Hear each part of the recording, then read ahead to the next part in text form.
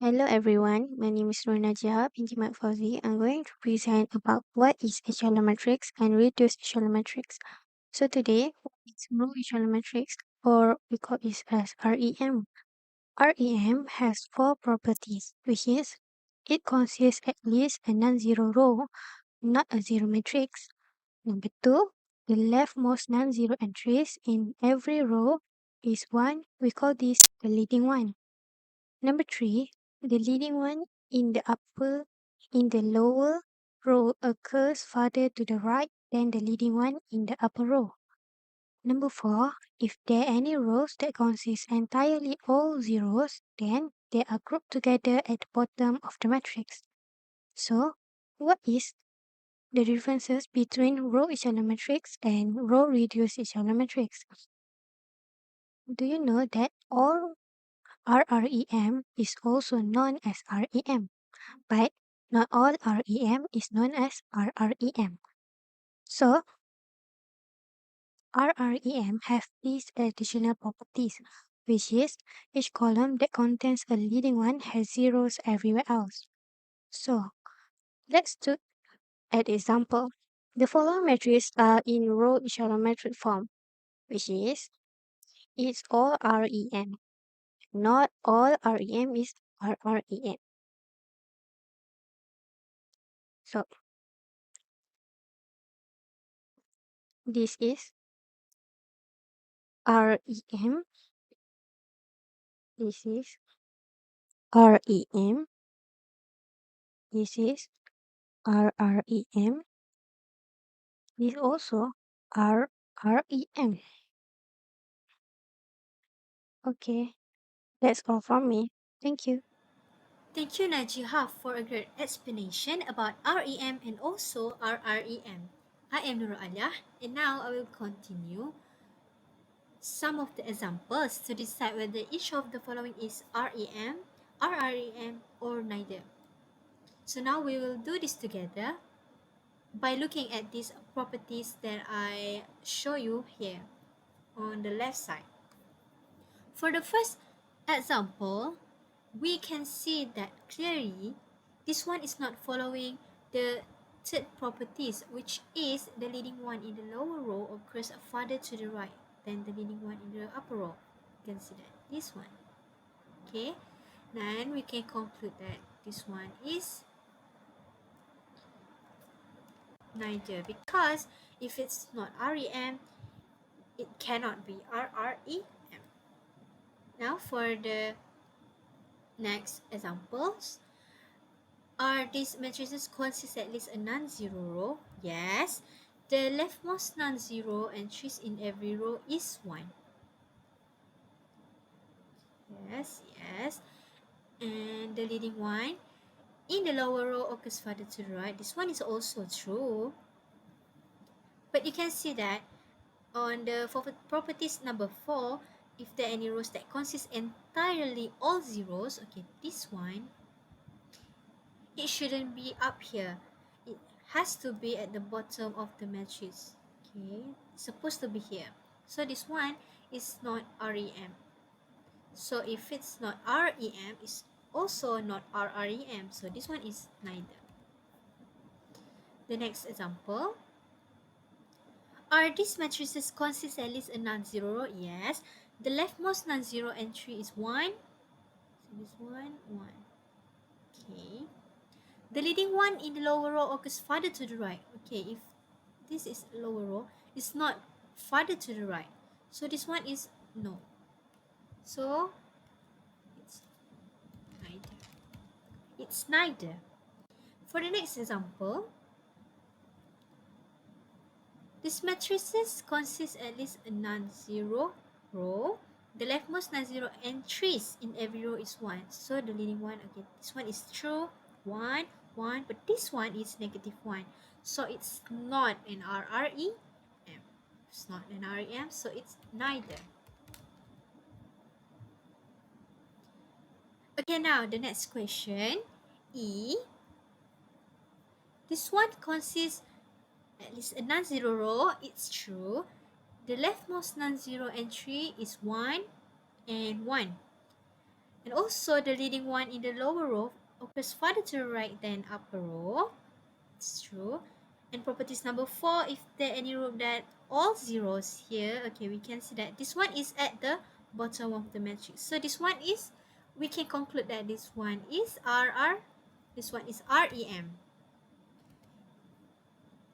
So how are we going to decide if it's RREM2? Okay, we see. Each column that contains a leading one has 0 everywhere else.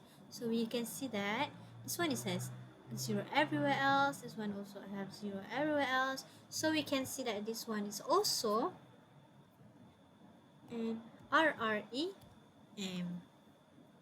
Okay. Now the next example is F.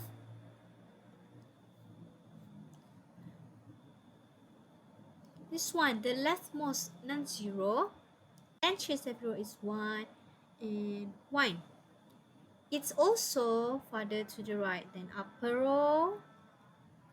And if there any row that consists entirely all 0, it's at the bottom of the matrix. This one is also true.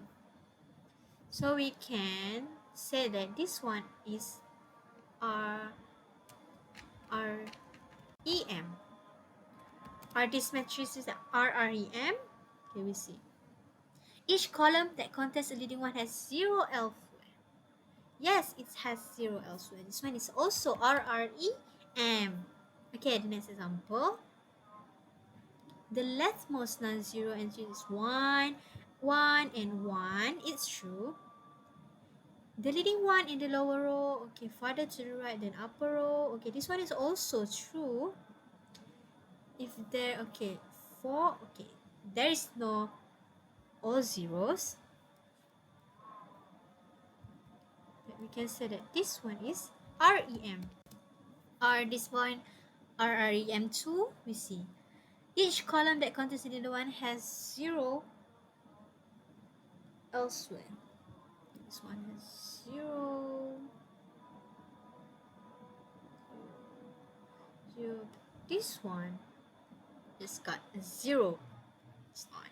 So it's not an REM. So it's just REM. And example H, the leftmost non-zero is 1, the entry, which is the leading one. The leading one is further to the right. This one is also following the properties of REM. You can say that this one is REM. Now we see if it's RREM. Each column that contains a leading one has 0 else everywhere else. Okay, this one is also true everywhere else, and this one is also.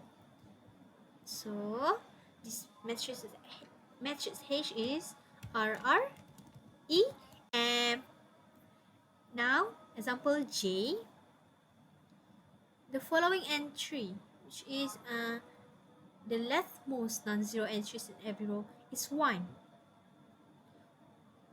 This one is not 1, it's -1.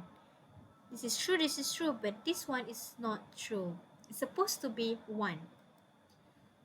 So we can immediately tell that it is not REM and RREM. So it will be neither. And the last question that we will discuss today is example K. The leftmost non-zero entries in every row is 1, 1, and also 1. This one is true. Following the properties, the leading one in the lower, this one is also following the properties number 3. And we can say that this K is REM. Example K is RREM. You'll see each column that contains a leading one has 0 everywhere else.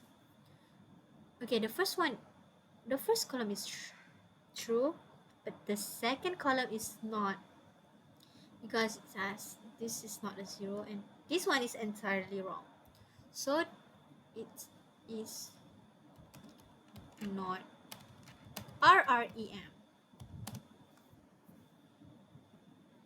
Okay, I think that's all for me, and now we will continue for the rank of matrix.